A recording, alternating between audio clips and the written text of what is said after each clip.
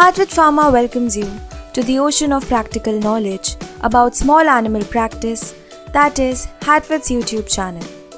We are thankful to our honorable speaker and session moderators for sharing their valuable time and knowledge with us.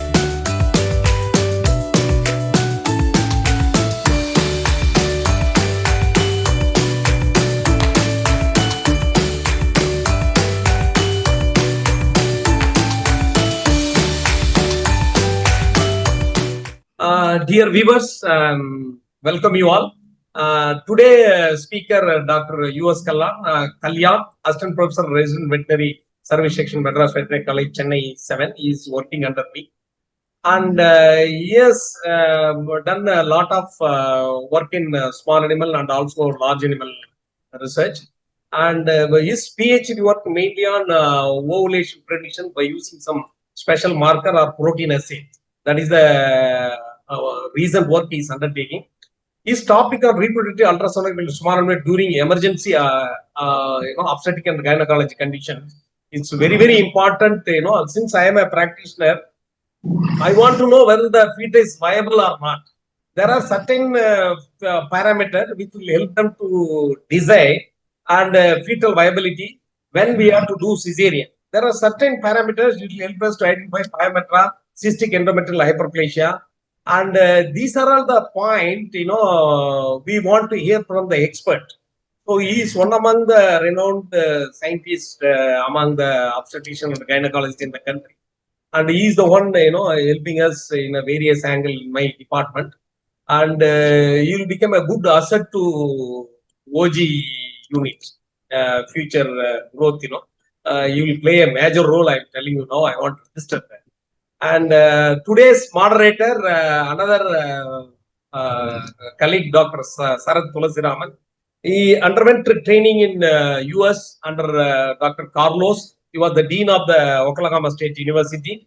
He stayed with him for nearly 6 months. He is the renowned theriogenologist, and he is the one, the Carlos, he is the one, he is also an American board, any curriculum, American curriculum, when they want to update, with his approval only, they will do it. Apart from that, he also requested, Indian curriculum.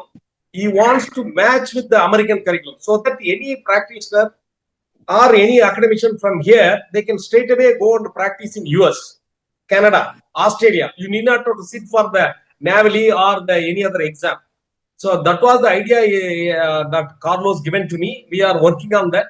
And Dr. Carlos appreciated Dr. Sarath's in-depth knowledge personally to me. So I welcome Dr. Sarath to chair as a moderator for this program. And now I request Dr. Kalyan to present his topic on reproductive ultrasonography in small animal during OG conditions.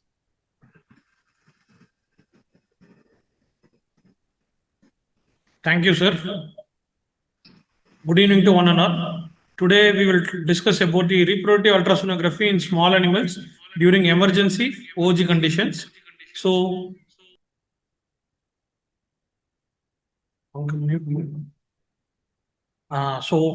ultrasound, there are many uses of ultrasound in our day-to-day practice. We generally use ultrasonography for pregnancy diagnosis, liver assessment, kidney assessment, even for general examination of the canine patients, we use the ultrasound machine. So here in emergency conditions, we use it as a point of care ultrasound. So it is called as focus. So in focus, the main aim is to have a focused assessment with sonography for trauma, triage and tracking.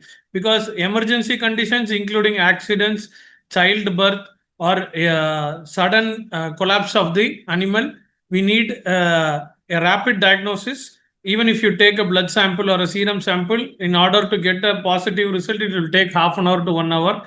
But to assess the initial damage which had happened inside the body, you can use this focus or point of care ultrasound. Here, the veterinary focus is the common term used in human medicine. So here we have a V focus, or we term it as veterinary focus. So here it includes focused assessment with sonography for trauma. So So in this, there is another term called as FAST. So it's called as focused assessment with with sonography for trauma. In that, if you do it for abdomen, it's called as AFAST, and if it is done along with the thorax region, it is called as EFAST. So these basic things are needed in order to handle any obstetrical emergency cases. There is one more term called as flash examination. So this flash examination and AFAST will help you in finding out the acoustic window, or it is like a place among the bigger abdomen where you have to concentrate to find out the actual problem, or you can devise a solution rapidly with assessing the problem using a acoustic window in the entire abdomen. So before we go into the subject proper, we should be aware of the terms anechoic, hypoechoic, isoechoic, hyperechoic. So you can see the anechoic means it will be black in color. So beginning level pet practitioners, you have to remember that anything dark is called as anechoic, and in hypoechoic there are different shades of gray. So based on the soft tissue density, it may be hypoechoic or hyperechoic. Bone, stones, and air will be hyperechoic. So in layman terms, you can tell that if there is fluid, it will be black in color, and if there is air or bone, it will be white in color. So here in the pictures shown below, you can see they had two pictures. One is the unlabeled one, and the other one is the labeled one. Why we are seeing this or discussing this picture is, you can see the different shades of gray. You can see the uterine wall where there is also a gray in color, and if you see the fetal body, it is also in gray in color, and among that inside that fetal body, you can see the ribs and spine. There you can see the hyperechoic areas, so that you can get used to the different shades of gray. And as I said earlier, instead of the entire abdomen, in this AFAST examination using focus, we will concentrate on 4 sites only. Diaphragmatico-hepatic, this place is just caudal to xiphoid, and it can also evaluate the thoracic cavity. And next one is the cystocolic. It will be midline site over the bladder. For any reproductive surgery, the CC or the cystocolic place will play a major role, because straight underneath this cystocolic site is your bladder, urinary bladder, which can be used as the landmark for any assessment of the reproductive organs. And apart from that, you have the hepatorenal and splenorenal, that is the right flank side and the left flank side. You can see the probe is placed on all these 4 sites, 1, 2, 3. So the probe placement on DH site or the diaphragmatico-hepatic site will help you in locating the organs directly underneath, and you can just move from point 1 to point 1 to 2 to 3 and to 4, so that you can complete the entire abdomen, and you can do it very rapidly, so that you can decide on the plan of action during an emergency condition. So what are the practical applications in our day-to-day practice? So for that, you can see the female reproductive system. That is, most of the cases related to the towards the emergency cases in reproduction comes under the female reproductive system. So first thing, using focus, you can identify a case whether it is pregnant or not, so that you can decide on the drugs to be given to that animal. And next is to aid in the diagnosis of Pyometra, Mucometra, and Hydrometra. So basically, Pyometra, Mucometra, and Hydrometra are some fluids in the uterus. Either it is pus, fluids, or mucus. Next one is in the diagnosis of pseudopregnancy. You can see in your day-to-day practice that some clients will bring their pet telling that it is having sudden milk secretion in the abdomen. But if you ask about the reproductive history or whether the animal has been mated, the clients will not be able to answer those questions. So in order to initiate the pseudo-pregnancy treatment, which will be anti-progesteronic or anti-prolactin drugs, if the animal is accidentally pregnant, it may cause abortion. So even in pseudo-pregnancy treatment, the ultrasound is very much helpful. And last one is the aid in the medical management of Pyometra. So Pyometra affected animals will be treated either surgically or medically. In medical treatment, you have to monitor the progress of the treatment or how the animal responds to your treatment. Based on that, the treatment protocol needs to be changed on every alternate day. So what are the things which you cannot see or use in the use ultrasonography in case of emergencies?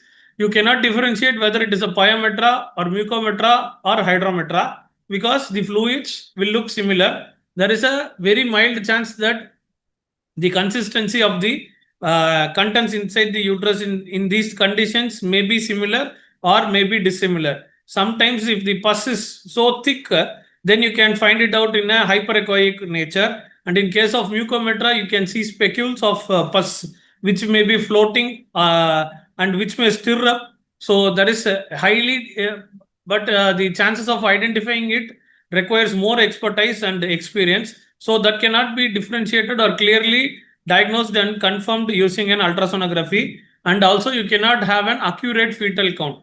So the animal owner will bring you after mating around 30 days after mating, and he will ask you to assess whether the animal is pregnant. And there is a possibility of overlapping of the fetus or seeing a single fetus through different views in ultrasonography. So you should never tell the accurate fetal count. And also the third condition, you cannot identify or you cannot screen the entire abdomen for intra-abdominal free fluid. So that comes in medicine cases, but that is also not possible in using an ultrasonography. So what are the indications? So any female cat or dog which is brought to your general examination or with the condition that the animal is not having food properly, and if it is having pyrexia or if it is a dull and docile, then you can think of Pyometra, and in order to rule out Pyometra, you can do an abdominal scan or the focus. And next one, in acute abdomen cases where the animals will be presented with severe abdominal pain, in dystocia, in vaginal, in cases where the animal will having sudden vaginal discharge, and in cases where there is uncertainty of pregnancy. The animal may have got mated with two different male animals, or the animal owner will not be knowing the proper reproductive history of the female animal, and he may bring it for general examination. But due to distension of the abdomen or uncomfortability of the animal when you are palpating the abdomen, then you can think of pregnancy. And next one, mammary gland abnormalities. And during whelping, there may be a sudden increase in size of one mammary gland, or sudden increase in the texture of the mammary gland changes from soft to rigid. Then these are the indications for a ultrasonographical examination. So patient positioning and probe selection. So for any reproductive emergencies, the dorsal recumbency of the animal will be very much helpful in identifying the problem. But there is another issue with that. If the animal is highly infected, or if it is of or if it is in a compromised medical condition, then putting the animal in a dorsal recumbency may cause more trauma to the animal and more stress on the diaphragm. So you can do the ultrasonography scan using in lateral recumbency as well. If the animal is standing, you can try with a standing position also. So what is the probe which you can use? You can use a curvilinear probe, 5 megahertz to 14 megahertz probes, or 5 to 8 megahertz probes, or more beneficial for identifying or for scanning the entire abdomen. And then one more thing, as in humans, here also the urine filled bladder will be helpful in declaring the or in identifying the non-pregnant uterus. Here you can see the three pictures. First one is the ovary and the kidneys. Here here you can see I had marked the circle and the three dots. The bigger circle is the ovary and the smaller three dots are the follicles. And here in the right side you can see the urinary bladder and uterus and the colon. Here you can see this animal is a non-pregnant animal. Here both the uterus and the colon looks similar. So how will you differentiate between those? Here only your urinary bladder comes to play. So the structure immediately below the urinary bladder will be most probably a non-pregnant uterus. First. Second thing, whether identification of the ovary is very difficult? No. because in day-to-day practice, no one is trying to identify the ovary, so it looks difficult. But once you are able to identify the kidneys in the car, you can see the kidney structure just behind the kidney, caudal to the kidneys. You can see the ovary, but you should have some patience to identify the ovarian structures in case of a non-estrual bitch.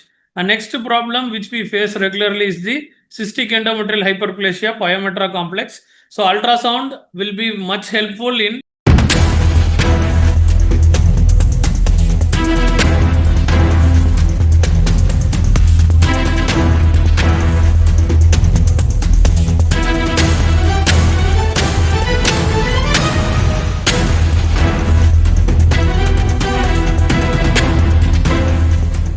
differentiating between the cystic endometrial hyperplasia and the Pyometra, whether the animal is suffering from both problematic diseases or just a Pyometra complex, just a Pyometra. So what will be the what you can see in the Pyometra cases? So here the ultrasound scan will be looking like a fluid-filled uterus rather than a fetus-filled uterus. So there is a complication or a difficulty. So how will you differentiate a uterus that is a pregnant gravid uterus from a Pyometra infected uterus? Here it is called as chain of pearls. So what is chain of pearls? You can see small pockets which are not connected, then most probably the animal is pregnant. And if it is connected, it is called as a Pyometra. Those pictures we will see in the next slides. So next, so case discussion. So usually the problem is some dogs which are heavy, which are obese will be brought to you with a history that the animal is having mild pyrexia and it is off feed for a week. And we have treated with antibiotics and painkillers, but there is no improvement. And there may be other pressing symptoms like the animal is having polydipsia and polyuria, and sometimes those symptoms will not be present, and the animal would have been already given with antibiotics and steroids in those conditions. And also some dogs will be presented to you telling that before a month we had mated the dog, but suddenly after a month it is having mild vaginal discharge, or there is distension of the uterus. Kindly check. In those cases, you can differentially in your differential diagnosis, you have to bring the Pyometra also and also the pregnancy. So in Pyometra, how will you identify or a suspected case of Pyometra? What you will do? You can put the animal in either dorsal recumbency. You have to check for the CMM and the heart rate, and if all the other parameters, general parameters are normal, or if it is under the range and the animal is quite active, then you can put the animal in dorsal recumbency, or else you can keep the animal lateral recumbency, or even in standing you can scan, and you can use the ultrasonographical machine and you can try to identify the uterus. So you have to first look for the urinary bladder. From that you have to differentiate the fully filled fluid filled uterus and the fluid distended small bowel, as I said earlier. And there is a the amount and the echogenicity of the fluid will be varying in based on each and every case. So there are two conditions in Pyometra. It's called as open cervix Pyometra and closed cervix Pyometra. Usually closed cervix Pyometra needs to be treated very rapidly, or else it may cause fatality. And in case of open cervix Pyometra, the discharge will help you to to bring down your differential diagnosis between abortion and Pyometra. And next one is the echogenicity of the intraluminal fluid in Pyometra. It may range, as I said earlier, from pure black to viscous and whitish color.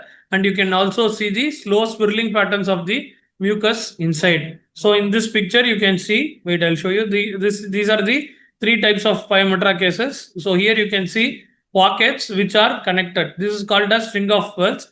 And in the next case, you can see there are two types of echogenicity. This whitish color, you can call it as hyperechoic, and these are hypoechoic.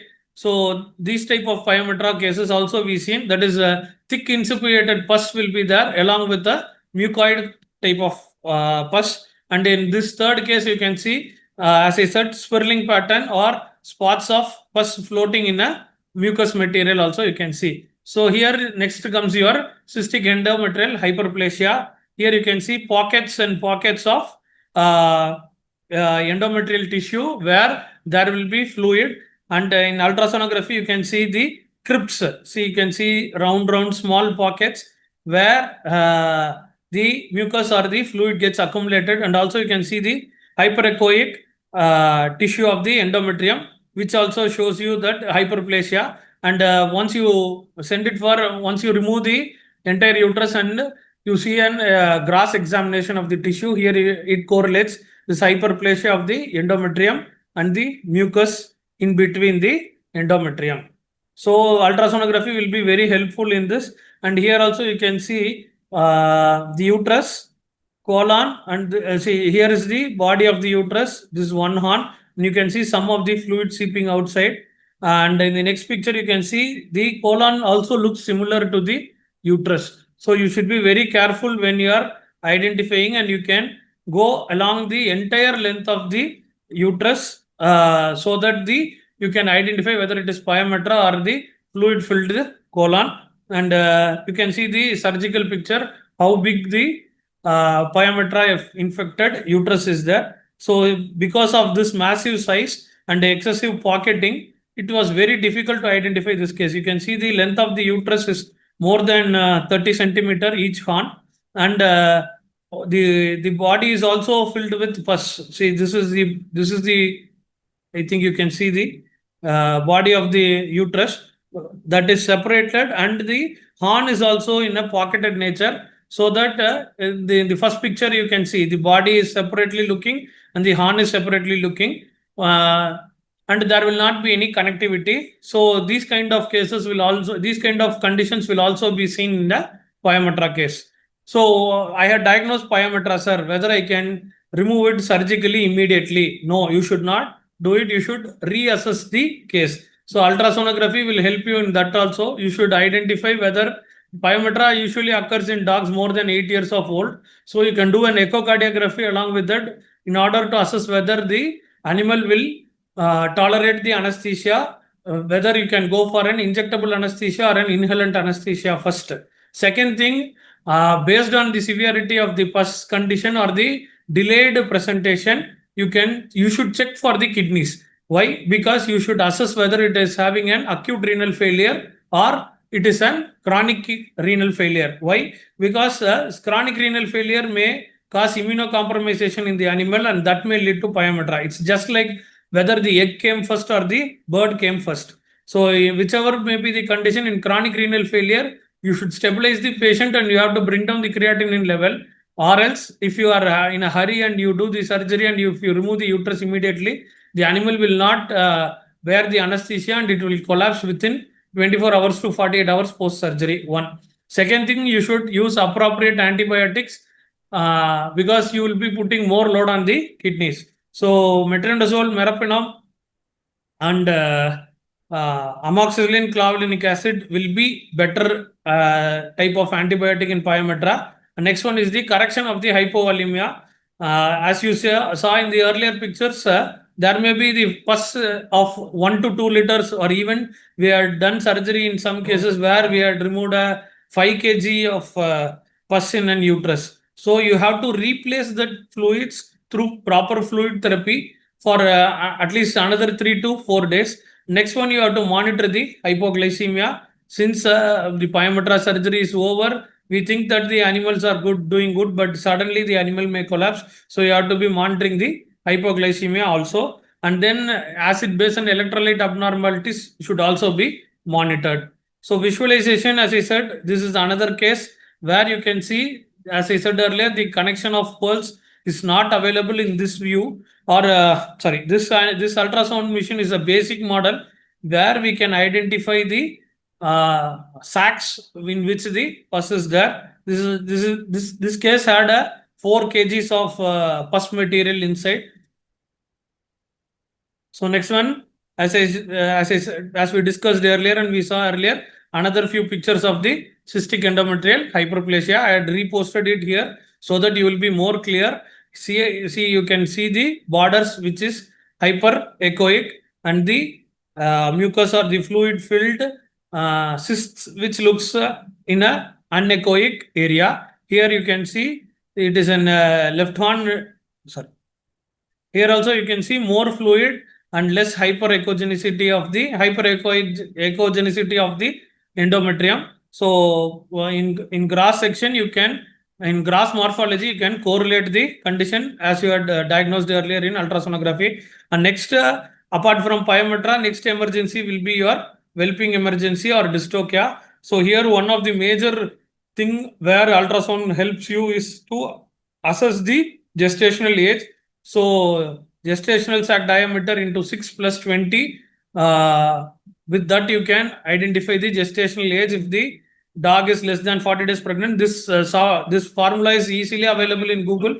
No need to mug it up or note it down. You can. Okay. So you can identify. You can use this formula to assess the gestational age of the fetus.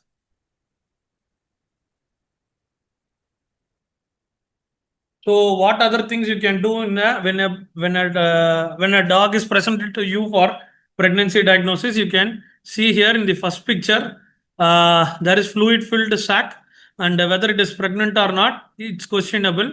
But actually you see the pocket or the smaller one has a small fetus inside. So this is a too early case, and the above structure is the urinary bladder, and there may be a chance that it is having a single puppy. And next one, here you can see some structures which may be which may indicate pregnancy. How we can tell that it is indicating pregnancy? You can see the fetal head formation, and this is the spinal cord.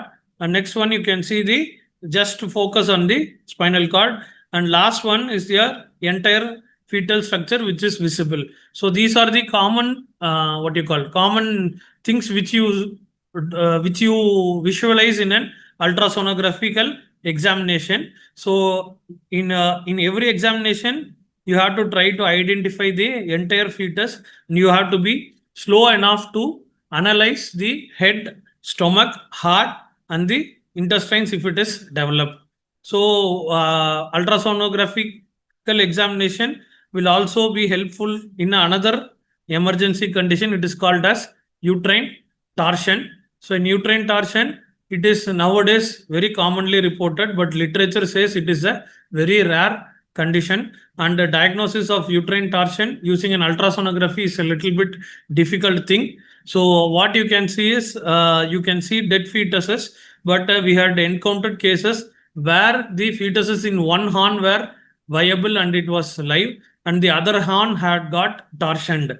And in cats, it is very difficult to identify. So this Persian cat was presented to the college that it was training from the morning, and no fetus has been delivered. And in ultrasonography, it was revealed that there were only dead fetuses. But once we opened up, we can see the torsion. Here you can see the uterine horn had got torsioned just below the body of the uterus. So both the two fetus were there. Both were one fetus only was there, and it was dead. You can see the dead fetus. So ultrasonographically identifying the torsion is a difficult thing. You can you can doubt for uterine torsion if all the fetus are dead. So next one, as I said earlier, to identify or differentiate between pseudo pregnancy and pregnancy, ultrasonography will be very much helpful.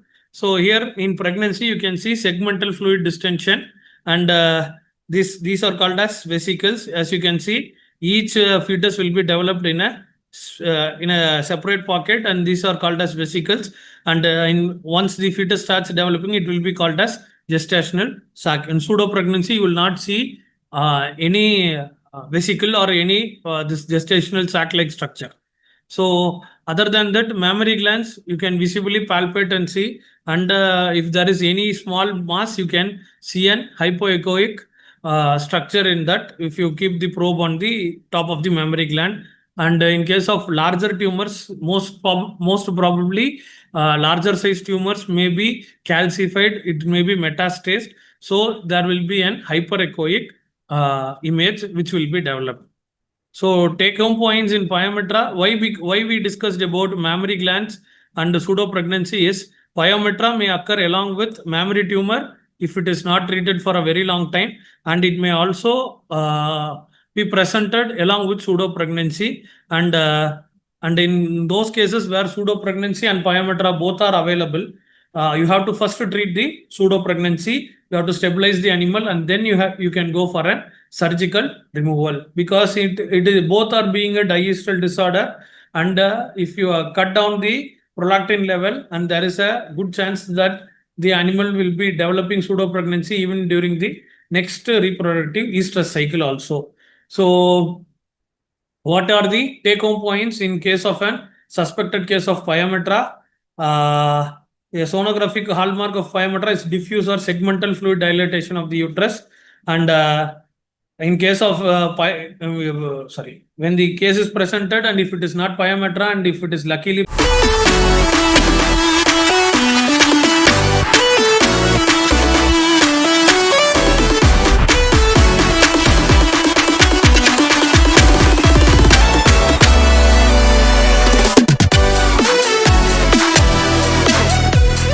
pregnant, you should not tell the accurate number of the fetus. You should be telling that the animal is pregnant, one. And second thing, confirming the number of litter size using an ultrasonography will always be an error thing. So never talk to your clients telling that this much number of fetus we had saw in this dog. Instead of that, you can recommend them to take an X-ray or a radiography after it is 50 days, it has crossed 50 days of gestation.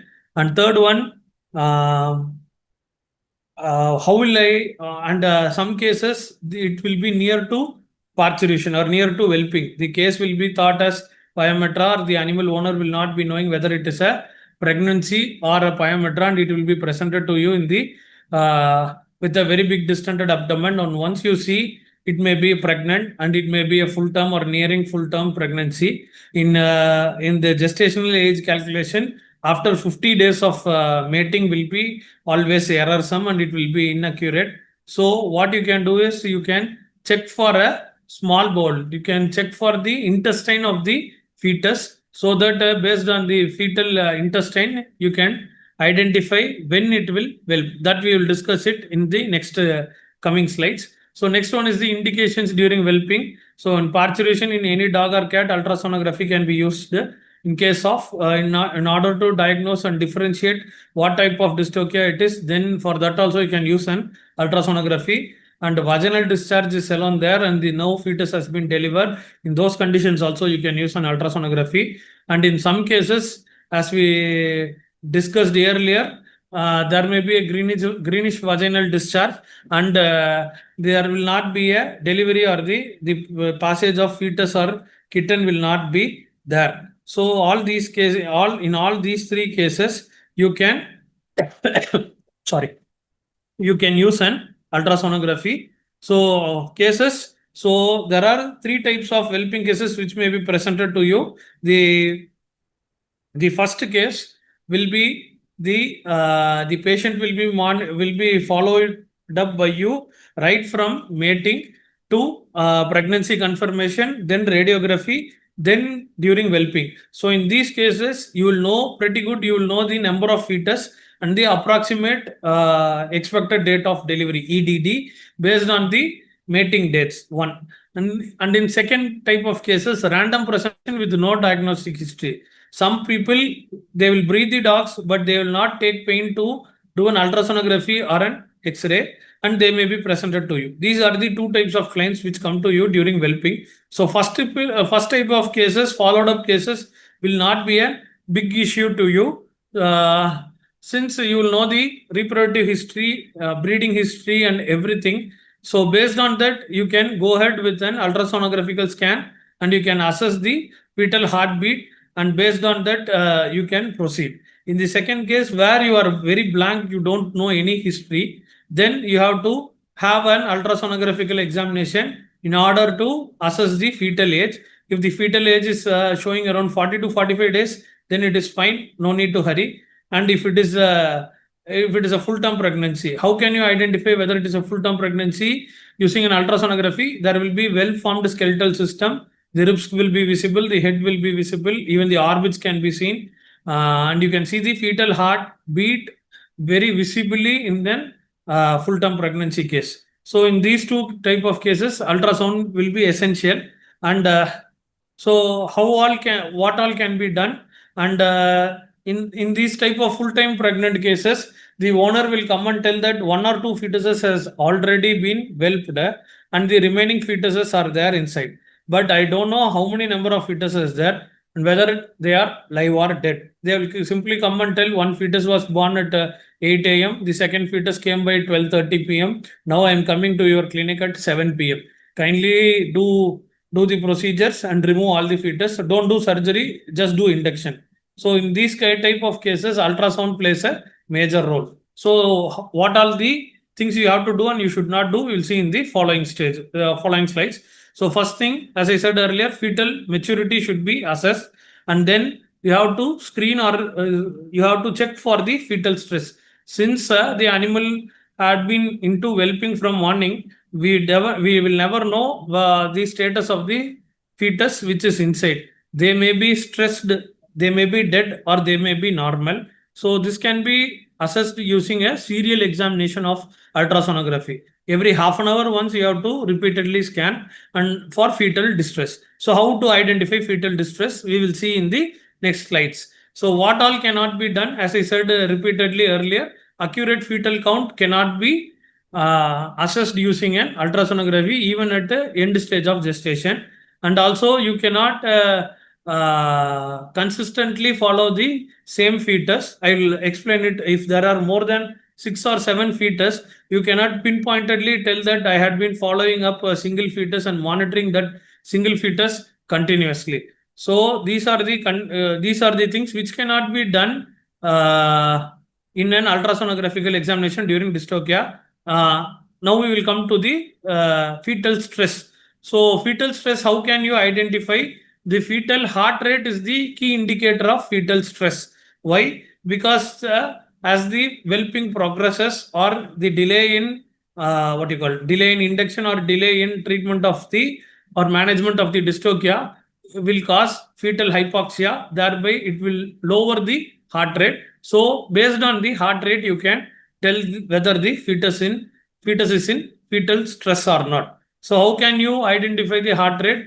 There are two techniques. One, if you have a basic ultrasound machine which doesn't have a proper M mode, or you cannot clearly or claritily see the heart rate, then you can use your normal eyes. You can have a stopwatch and you can count the number of heartbeat for every 15 seconds and multiply by 4, so that you will get the heart rate, fetal heart rate for a minute. Based on that, we can decide. If you have an M mode, then you can easily put on the M mode and you can check for the fetal heart rate. So same way, how will you do the ultrasonography? As I said earlier, based on the condition of the animal, brachycephalic breeds, avoid putting them in dorsal recumbency because it will cause more stress, because the uterus will be filled and they may, and since there is no space at the back side or the rear end, so it will try to come to the front end and it will put more stress on the diaphragm, and there is a high chance that it may cause heavy stress to the mother dog and it may collapse. But in dorsal recumbency, you have an option of viewing both the horns at the same time. And if it is not possible, or if you are scared to put the animal on dorsal recumbency, then you can put the animal in lateral recumbency. Here it is less stress to the animal, but more stress to the operator, because overlapping of the fetuses will be there. And here also your point of focus will be from the urinary bladder. And since it is in the end of gestation, there will be enough of fluid inside the each gestational sac, and you can see the fetus as a hyperechoic structures. So how will be next comes the question whether the fetus is fully formed and whether it is near to gestation. Here your intestines will be the landmark point. So the problem will be, we have to assess the expected date of delivery using the LH surge. But in many cases, the dog owner will not be able to tell you correctly when all he had mated. So what we usually do is we will take the day of last mating as your day of conception. So from that day, you will tell that it is 58 days to 63 days as your gestational period. So if you keep like that, then in 20, from day 20, you can see the gestational sac. And from day 57 to 63, the intestines will be the last organ to be developed in the fetus. You can see all the other organs will be developed beforehand itself. But your intestines, that layered appearance, that is the proper intestinal development, will happen only at the last. So if the fetus has a fetal intestine, as I said earlier, you can see from day 57 to 63 days post LH peak. So this is called as colloquially called as hamburgers. In hamburgers, you can see different layers. Same way in the ultrasound scan, the left picture you can see the different layers of intestine. If the fetus intestine is fully developed, then this kind of hamburger will be there. See here, I will play a small video. Here you can even see the what you call the movement of the intestines also, peristaltic wave motion also you can see.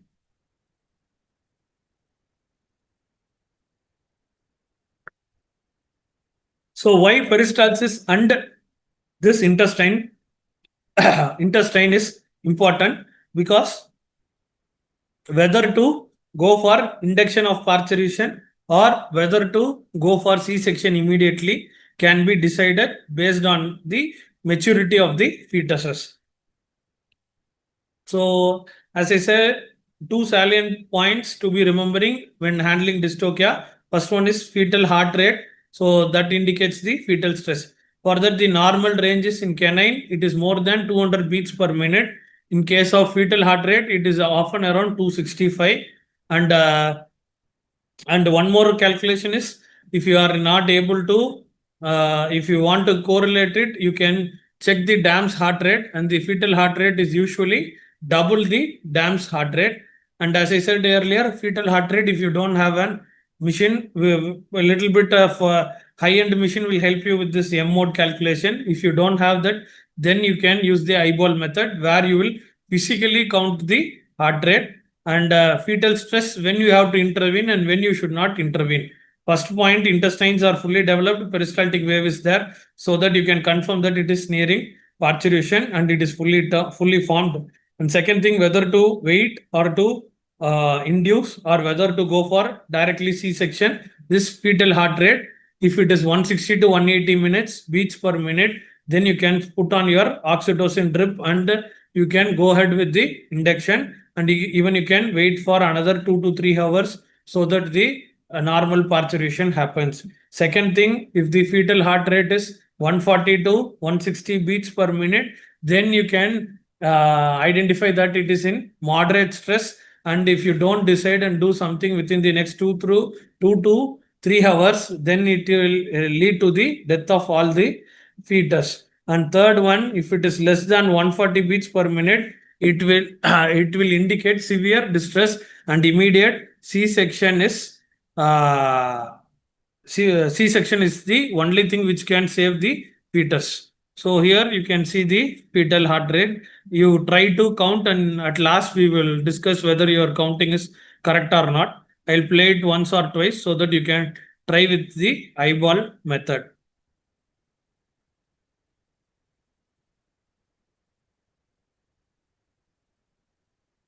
One more time I will play.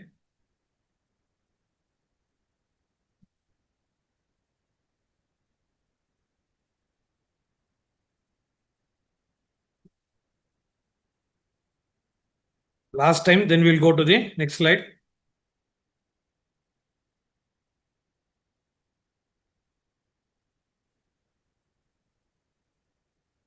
So this, based on the fetal heart rate, you can decide how to proceed. Next one is the monitoring during the medical management. Okay, sir, I had identified it is not in fetal stress, sir. So I'd start the oxytocin drip. Whether ultrasound is enough, I can simply put on keeping on the oxytocin drip and induction, doing induction 2 or 3 times continuously. No, you should not do like that. You have to ultrasonographically examine, and you have to identify the fetal heartbeat for every 30 minutes, and prior to every dose of oxytocin, because at any time your oxytocin drip will not be helpful for the animal and it may require immediate surgical intervention. So here comes our end of the female session. As always, ladies first. We have we had completed the female reproductive system focus and its usage in female reproductive system. And now we come to the male reproductive system. The stark difference between the male and the female reproductive system uh, is that here the main organs may be present outside, so that visual confirmation may be more helpful and it can be correlated with the ultrasonography. In case of female, everything is inside. Everything is inside. So ultrasound plays a very major role. And in case of male reproductive system, what are the conditions where focus is needed? Acute abdomen in case of intact males. In uncastrated males, if there is sudden abdominal pain, then we can think about the any infection or problem in the reproductive tract.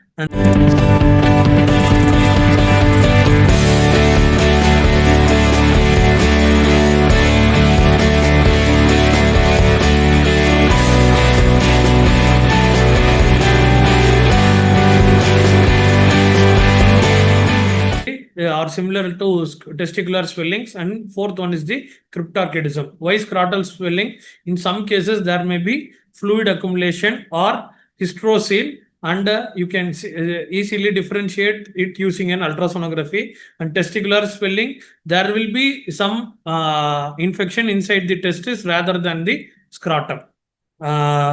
So what are the common pathologies or the infections in male reproductive system? Testicular torsion, the torsion of the testis on its own axis, orchitis, epididymitis, cryptorchidism, and prostatic pathology. So in ultrasound, what cannot help in male affections? So first one, different types of testicular tumors are there. You cannot differentiate it. One.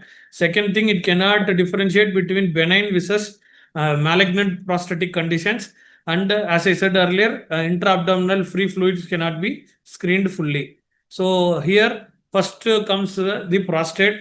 Though it is difficult to see, is the common common thought of view, but prostate can also be seen. And why prostate I had taken first?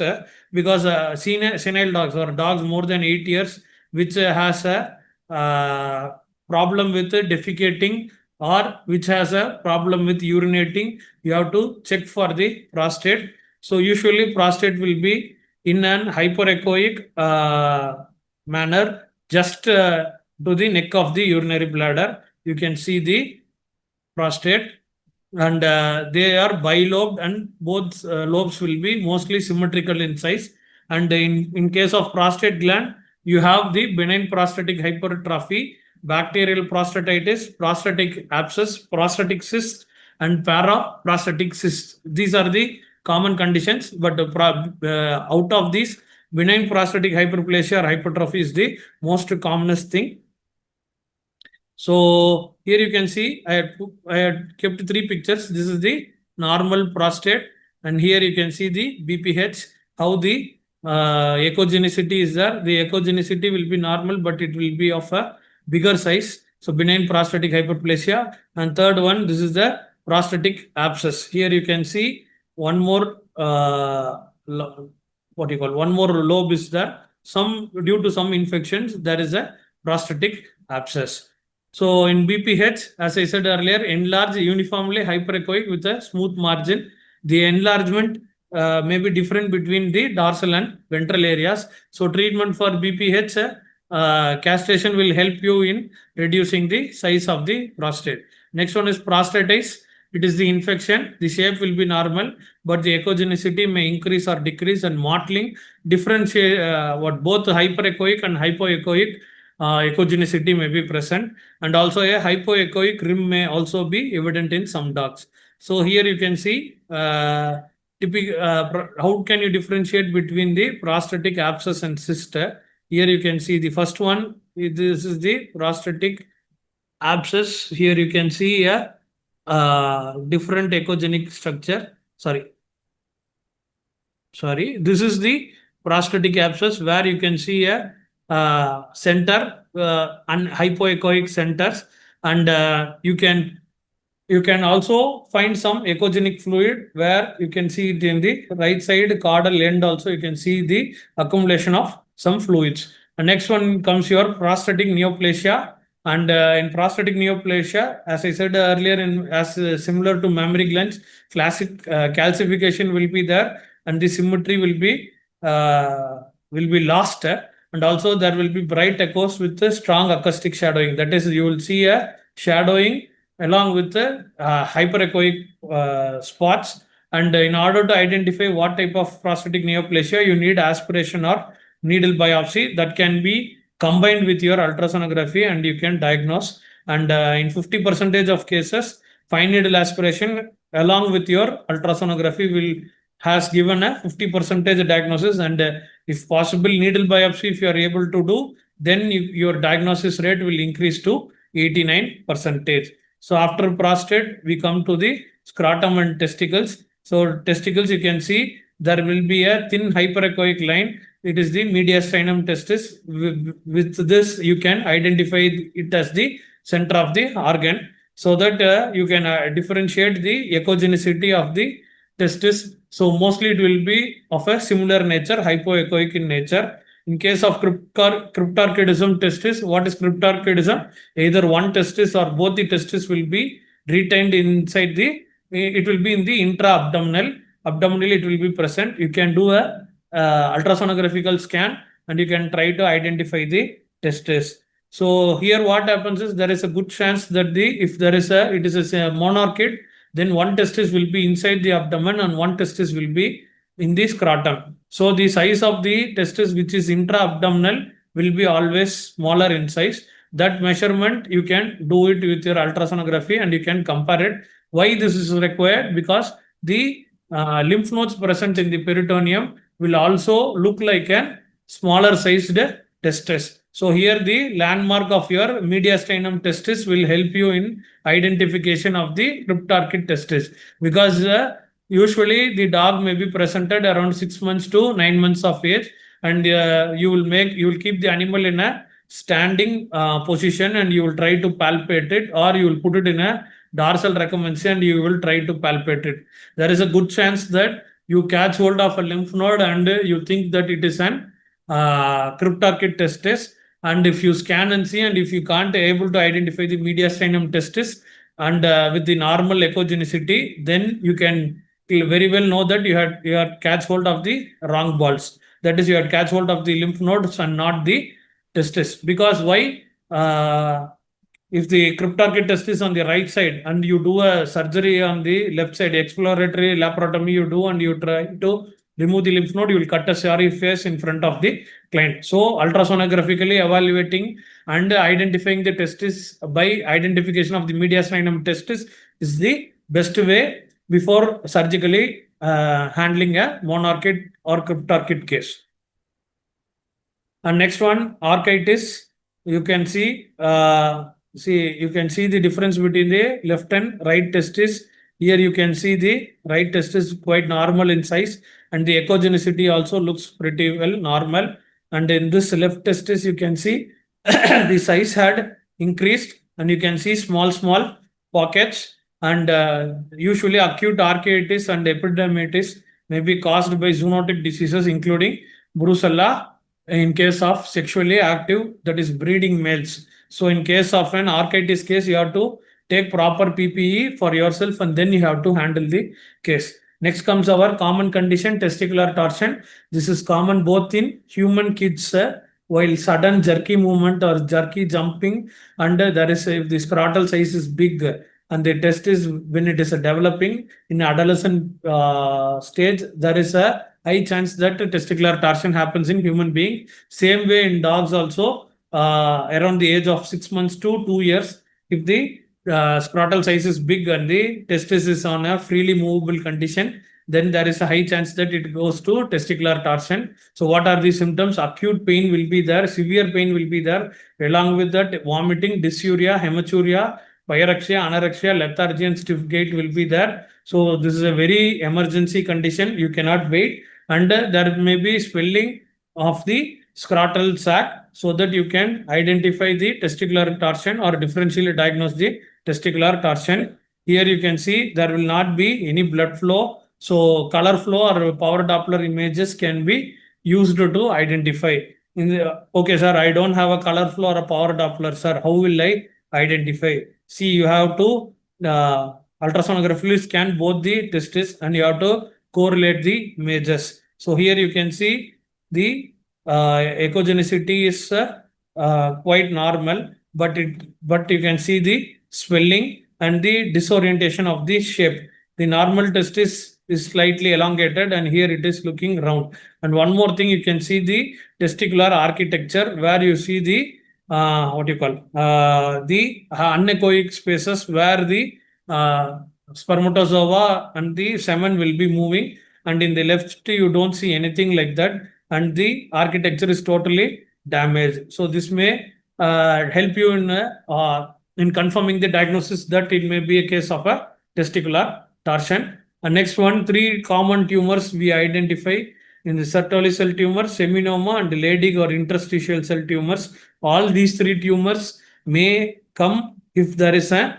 monarchid or a cryptorchid dot. Okay, so if you find a client with a monarchid dog, kindly explain to the owner and remove the cryptorchid testis as early as possible, so that it may not lead to Sertoli cell tumor, seminoma, or interstitial cell tumor. And in Sertoli cell tumor, you can see a very good symptom, that is, there will be continuously excessive hair fall. We will think of thyroid deficiency, and feminizing, male feminization will happen. That is, the shape of the animal will change, patchy hairs will be there, and the body will become like a drum, or it will become like a cylinder due to the excessive estrogen production, because the fat deposition will happen at the wrong places for a male dog. And once you remove this Sertoli cell tumor, then the dog will become totally normal within a span of 6 months. And next one, miscellaneous scrotal cell swellings. So not all scrotal swellings will be brucellosis. So don't be scared. There is chance of hernias, hematomas, abscess, sperm granulomas, hydrocele, and non-inflammatory fluids within the scrotum. These all also can be differentiated by using an ultrasonography. How the structure of the architecture of the testis can be normal, and other things may not be normal. That is, the fluids may be present, or the intestinal tissues may be herniated, and it may be in the scrotal sac. That can be differentiated and identified using an ultrasonography. So, take home message for male reproductive system: an enlarged testicle with no pain in older dogs. Always you think of neoplasia, that is tumors in spite of architis.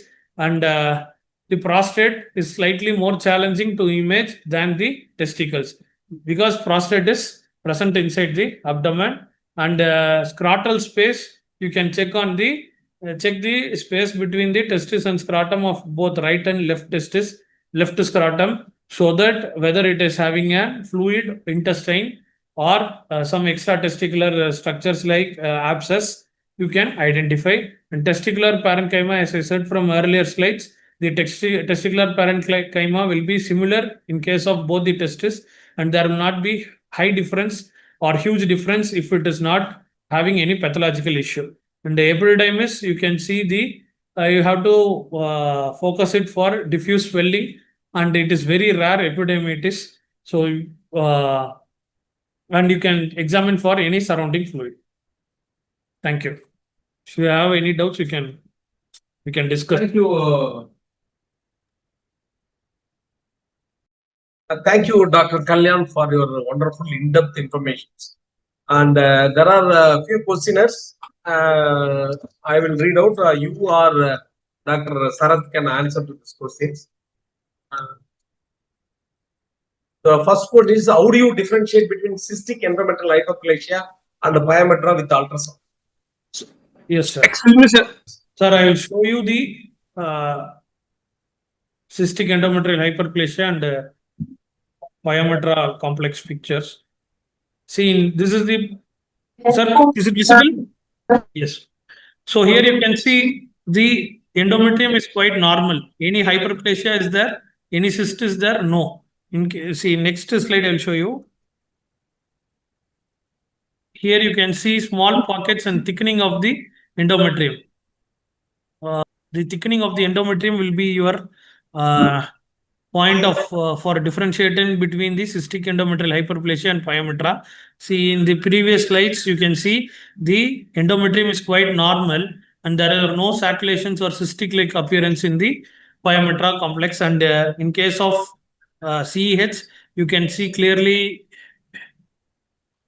See, I'll show you. You can see the small crypts and ridges, which indicates that it is having a CEH. Can you see? I hope that you can see. And there is a word CEH also written here. These kind of ridges can be seen in case of CEH. In case of pyometra, these ridges will not be present. See, this is the case of a pyometra where your endometrium is smooth, not pocketed or any cyst is present. So with this, you can differentiate. Thank you, Dr. Kalyan. The next question. How do you differentiate cyst on ovary? Sir, cyst in ovary, you can correlate. Second one is the scrotal swellings. Third one is the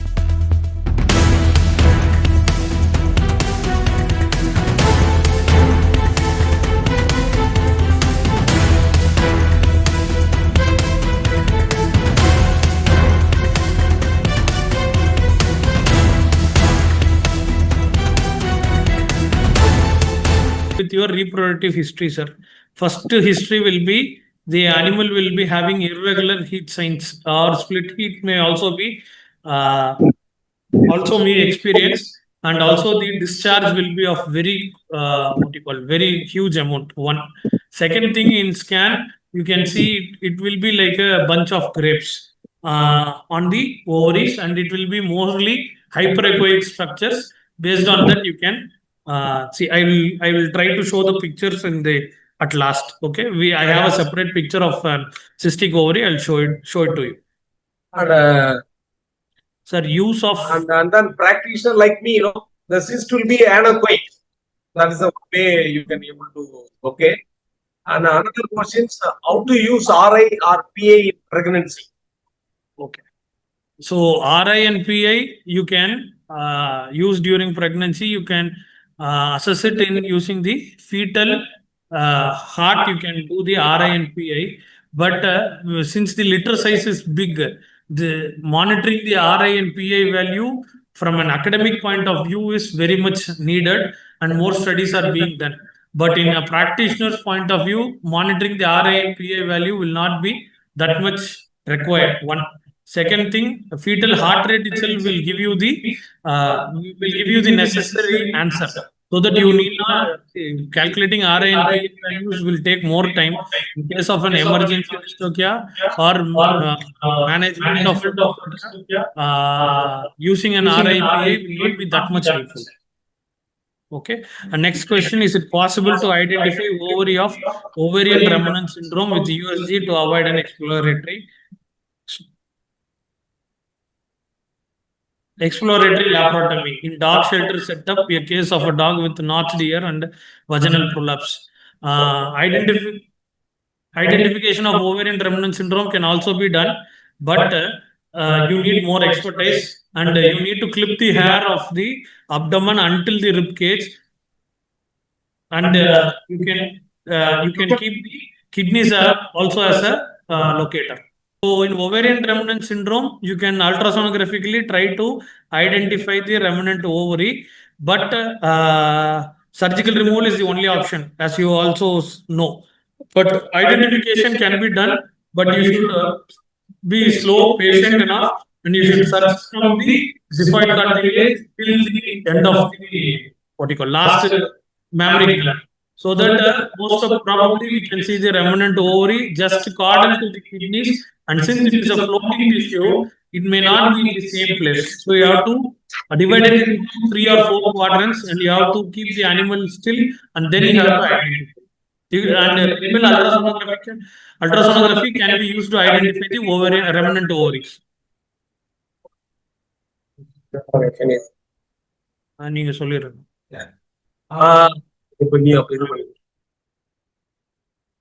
So next question is about the procedure for fine needle aspiration biopsy.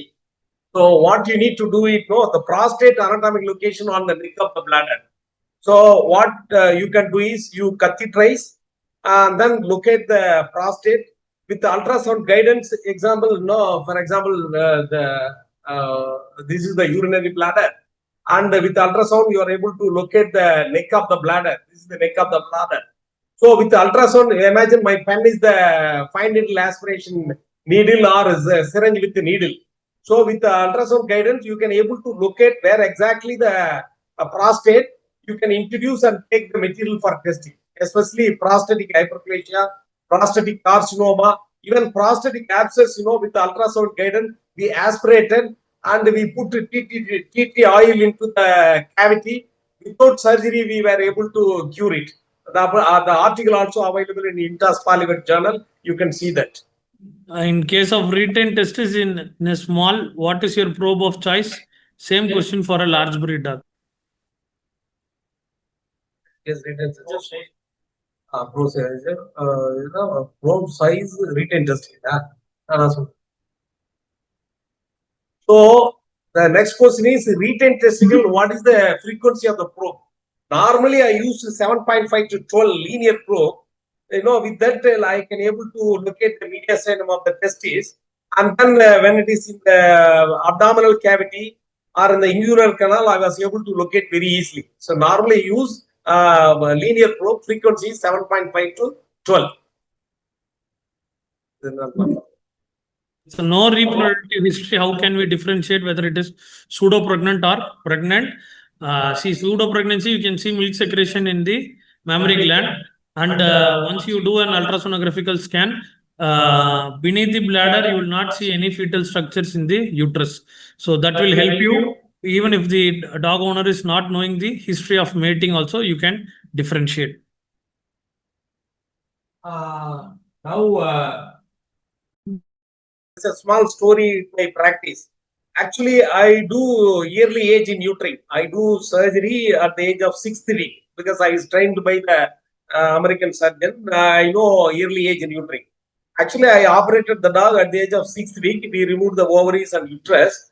But at the age of 8th year, the animal came to period. The owner observed bleeding from the vaginal region. And then they brought it to me. Then we did the ultrasound and we found, stump Pyometra below the neck of the bladder. We found anechoic circulations. Then we correlated, we operated at the age of 6th week. There was a remnant ovary. That remnant ovary ended up with stump Pyometra. That resulted, the ovary contained the follicle that came to period, and that causes the bleeding. And the presence of stump Pyometra also result in, discharge. So what we have done this particular case, we operated with help of surgeon. We removed the stump Pyometra. Then after that, the dog lived another 4 to 5 years without any problem. The message is whether you are experienced surgeon or beginner, you need to remove the ovary completely. And there are possibilities in bigger dog like a Labrador. There are possibilities you may leave the ovaries, not intentionally. There are occasions, with the practical difficulty, you may leave the ovary. That can end up with this type of, remnant ovarian syndrome. And so we can make out if the remnant ovary is there, the animal coming to the heat means you can locate the ovary, the presence of the follicle, the animal is in heat, you can be able to make out. There are certain pathologies, suppose the ovary having some pathology like tumor. Again, there will be a bleeding discharge on the ovary. You can find the heterogeneous parenchyma or hypoechoic structure you can able to visualize. Human studies, benign malignant tumor also they can make out just by looking at the ovarian blood flow. So one of the messages, a benign tumor, it will not have too much of blood supply. If it is a malignant tumor, it will have too much of blood supply. That is the way you can able to locate benign and malignant tumor on the ovaries. And coming to the RIPA studies, if the RI equal to RI, what they do, no, they see the systolic velocity, subtract with the minus diastolic velocity, divided by the systolic velocity is the RI. The same manner systolic diastolic divided by the mean velocity is the percentility index. The RI and the PA general practice you may not need. The academician like us or the other academic, they may need the RIPA study for better assessment of the blood flow to the organ. For example, in case of uterus having a good performance, the RIPA should be low. That is the way it will playing an important role. So these are all my additional points I would like to tell. And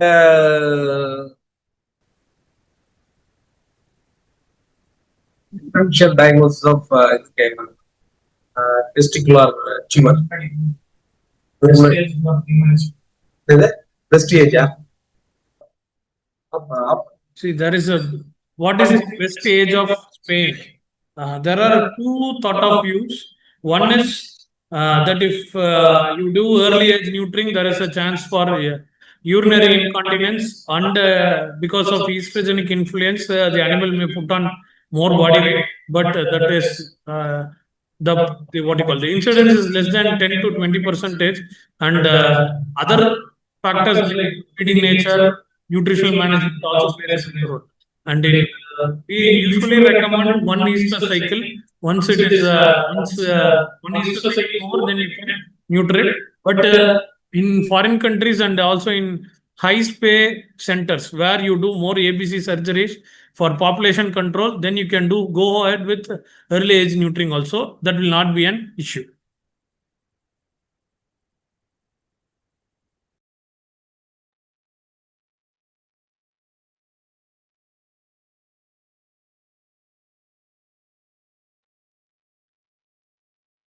Dr. Sarath available?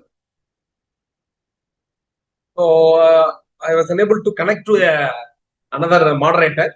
But this is an actual practitioner like me, ultrasound an important tool, especially in case of closed type of pyometra, is very, very important. So whenever you suspect a case with high temperature, WBC count high, and they are not neutered, better do a ultrasound and identify whether it is having a closed type of pyometra. And the closed type of pyometra, the delay in the treatment, it go for renal failure.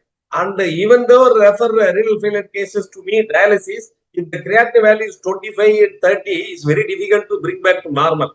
There is a one therapy called, we have a special kit to remove all the endotoxin. There is an endotoxin filter. There is a filter itself costs 75,000. It's quite expensive. That's also we, majority of the cases respond. You need to remove all the toxin. That means periodical removal of the toxin by the continuous renal replacement therapy is possible. That equipment available with us, and the takers are very less because it's quite expensive of the CRRT kit. The CRRT kit itself 75,000. Patient with sepsis, they go for removal of the sepsis by using the specialized endotoxin filter. So that is another option. The delay in the treatment will not only result in renal failure, is going for multi-organ failure. The message is better neuter the animal with the closed pyometra at the earliest. There are cases with creatinine 3 or 4. We after the surgery it come back to normal. So that is a message I would like to tell you. And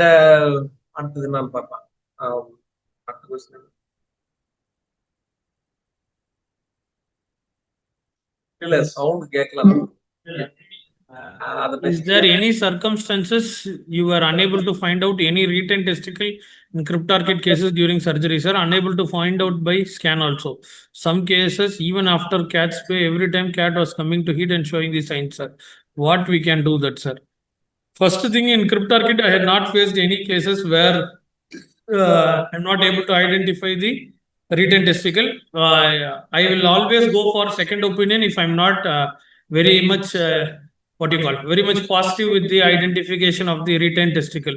And one more thing, I have a basic ultrasound machine, and if I'm not able to identify the testicle, automatically I'll refer it to a academic center where we have an higher end machine so that we can specifically identify. And in my experience, I need to know only whether it is in the left side or the right side. Okay, that is more than sufficient, because exploratory you can open it up and search. But one thing is, while you are doing the surgery, you need one more vet. You cannot keep an attender for assisting or an intern for assisting. You need a surgeon or an experienced vet with you in order to identify. But in ultrasonography, 100 to 99 to 100 percentage, we are able to identify the retained testicle. One in cat spay, even after spaying the cat is coming to heat, means you are left the ovary. And the cat ovaries are very much, what you call, very much active, and they become of a bigger size within a period of 6 months. So if you do a proper scan, then you can easily identify the retained remnant ovary, and you can remove it surgically. I think now echo is not there. So finally, to conclude, because there was no good audibility earlier, I would like to conclude because I have been in the practice for 25 years.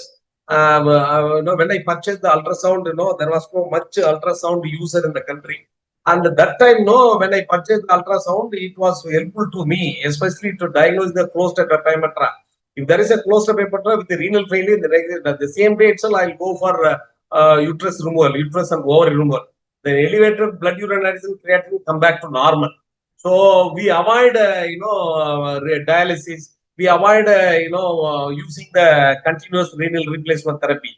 Suppose if there is a delay in the treatment of Pyometra, end up with renal failure, there is a specialized filter called endotoxin filter. The endotoxin filter itself costs 75,000. And with the 75,000, we need to do continuously. There are other problems while doing the process, and only the developed nation they go for all these endotoxin removal. Here it's quite expensive, and practically it is impossible. So I would like to thank Kalyan for his wonderful presentation, and also I would like to thank moderator Dr. Sarath for his presence and interaction. And actually, ultimate, I would like to thank Hatvet PHARMA for his time and all these resource arrangement for keeping the e-resource available in future also. In future generation veterinarian also, they can review and then make use of this. I would like to thank Hatvet PHARMA Tyagi for this wonderful arrangement. Every week we want to provide this technical update, and with the expertise available. Suppose the expected date, the expert is not available, I'll be ready with the emergency critical care topic. Is starting with gastroenterology up to neurology. I'll be available. I want to take up medicine, OG, surgery, then AVN and all other emergencies will come, in future. With this, I'll conclude. Thank you very much. Awesome. Thanks for the listeners. It's a wonderful audience.